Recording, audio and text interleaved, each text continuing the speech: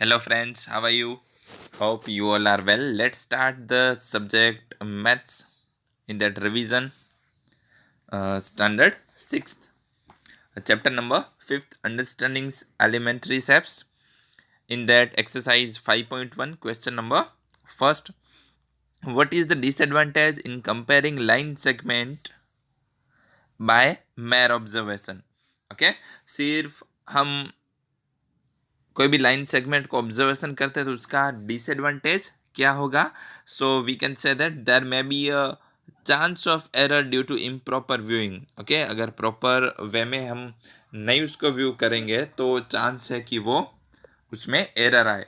That means गलत हो हमारा आंसर. सेकंड,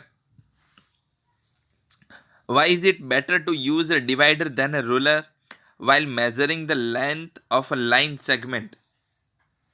ओके, क्यों डिवाइडर है वो बेटर है देन द रूलर से? Because the thickness of the ruler may cause difficulties in reading of her length. Okay, length read करने में जो थिकनेस ऑफ रूलर है it may be cause the difficulties. However divider give up the accurate measurement. जबकि divider से हम measurement करेंगे तो वो अप्रोप्रिएट वे में प्रॉपर वो मेजरमेंट होगा. Next, question number third. Draw any line segment, say AB. Take any point C lying between A and B. Measure the length of AB, BC and AC. Is AB equals to AC plus CB? Okay.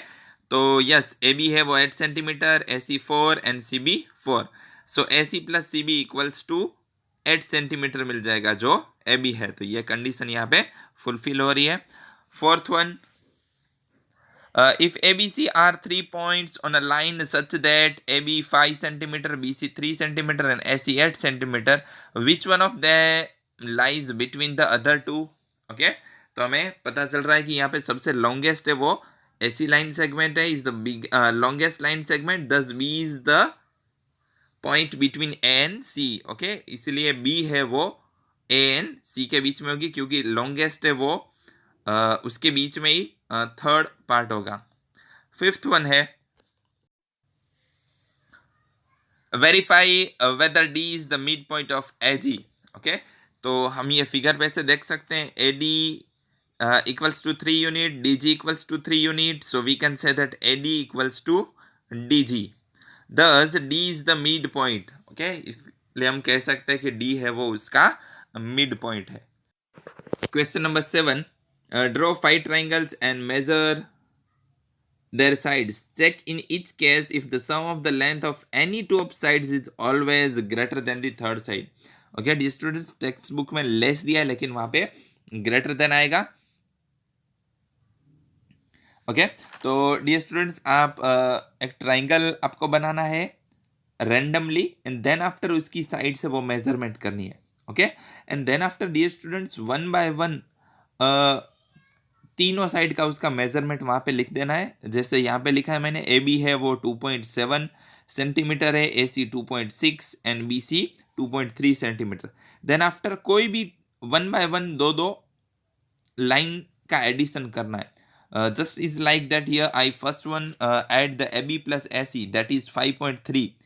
Then after A C plus C B that is 4.9 and then last one CB plus AB that is 5 centimeter. Okay, so here you can say see that the sum of the any two side is always greater than the third side. Okay, by these way you have to just check for that and you have to remember these rules. Okay, next exercise 5.2. Dear students, here I write the some points which is useful to solve the exercise. Points to be remembered, that is 3 hours equals to 1 by 4. Okay, आपको ये चीज़ याद रखनी है. 3 hours that means 1 by 4. 3 hours equals to 1 right angle. Okay, 3 hours का मतलब होगा 1 right angle.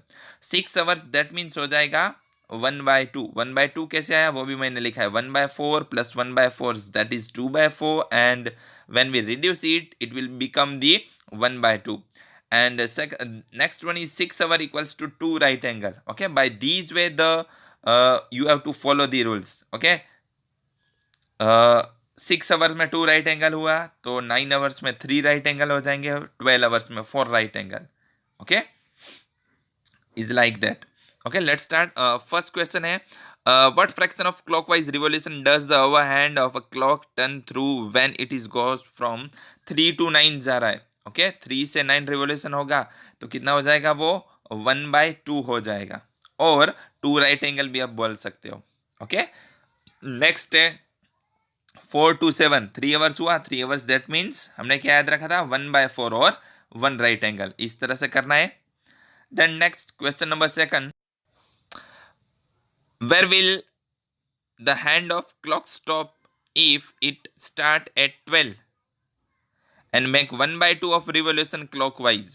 Okay, start होता है 12 से एंड 1/2 अगर वो रोटेट होगा तो 1/2 दैट मीन्स 6 आवर. तो 12 के बाद 6 आवर काउंट करेंगे तो एट 6 o'clock हो जाएगा.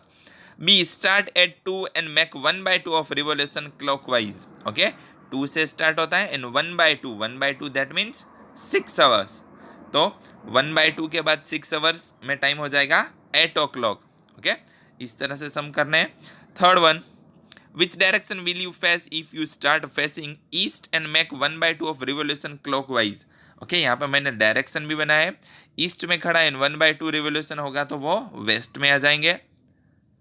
Next, east and make 1 and 1/2 of revolution clockwise.